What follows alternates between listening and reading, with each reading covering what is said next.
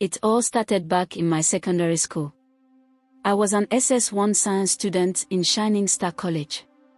It was a boarding house school and an all-girls school. One afternoon, while I was in class, I heard voices echoing through the school walls, pushed by my curiosity. I peeped through my classroom window. I saw a youth copper. My classmates and I hurriedly joined the crowd outside to know the cause of the commotion.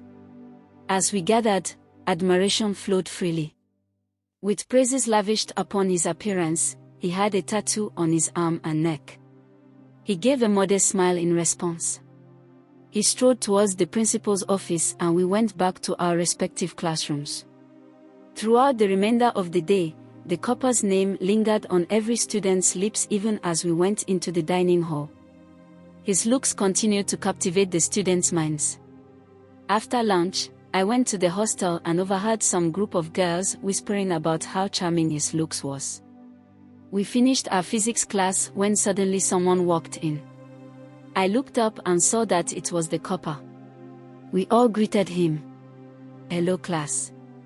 I am Copper Chucks and I will be teaching you students computer science." The whole class began whispering in excitement.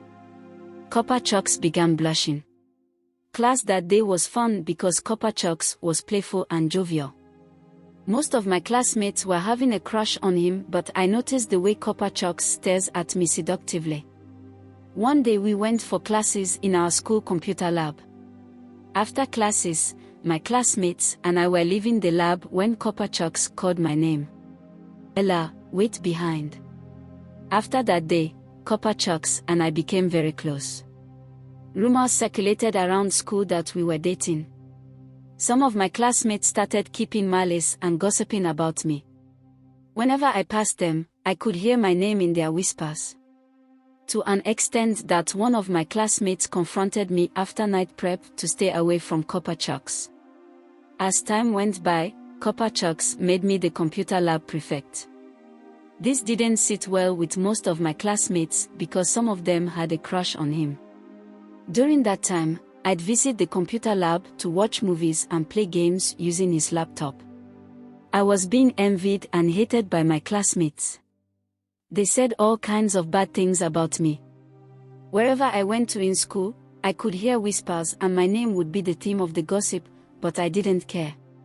Copper Chucks would buy me lots of gifts and would gift me money sometimes. Our school closed and we left for midterm break. I went back to school and we were preparing for our exams.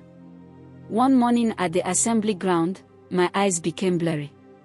I couldn't see clearly. It was just as if the sky was turning and I felt fatigue. I collapsed and was taken to the school clinic. There, the nurse confirmed that I was pregnant and was asking me some questions. Then the school nurses approached me and told me to follow them to the principal's office. The principal came out prior to the notice and called us inside. Right there at the principal's office, the school nurse told the principal that I was 3 weeks pregnant. I could see the disappointment on our principal's face. The principal asked me my name and resorted to ask me who got me pregnant. Then I spilled the truth to her. She was disappointed and asked that Copper Chucks be brought to her office. "How did it happen?" she asked with a more curious look.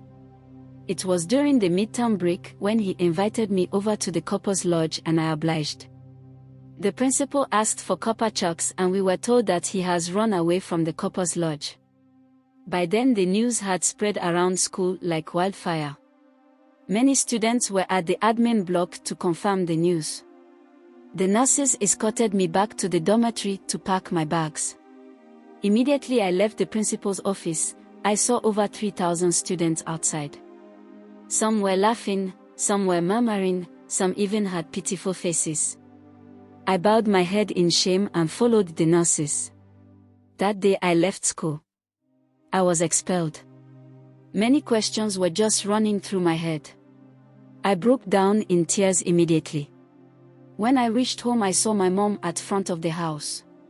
She was washing clothes. When she saw me she was surprised to see me. I then broke the news to her. My mother was disappointed in me. My poor mom looked at me. I could see the disappointment in her face, and I was just praying for the ground to open and swallow me. Tears just started rolling down her eyes. Her last words were, "Ella, why?" Few months later, the pregnancy started showing more with my stomach protruding. During my pregnancy journey, my seatmate, Stella, kept visiting me to know how I was faring. She usually comes around to help me do some house chores. My pregnancy journey was a tough one because my mother kept scolding me and was reminding me about the shame I had brought to our household. On the other hand, my dad couldn't forgive me for bringing home an unwanted pregnancy.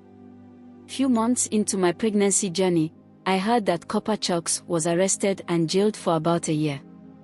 It was getting close to my delivery date and I was becoming darker and uglier. I finally went into labor and gave birth to a baby boy. My mom later accepted my baby wholeheartedly. She was fond of the child. Likewise, my dad, some of my classmates came, bearing baby items and gifted it to my baby. My school principal also came and gifted me too. They were all happy for me. Everything was going well until several months later. My baby became very sick. We did all we could, but his health kept deteriorating. Few days later, I lost my baby to the cold hands of death. I was shattered. Copper Chucks was finally released from the prison. He came to my place to plead for forgiveness. I had no other options but to forgive him.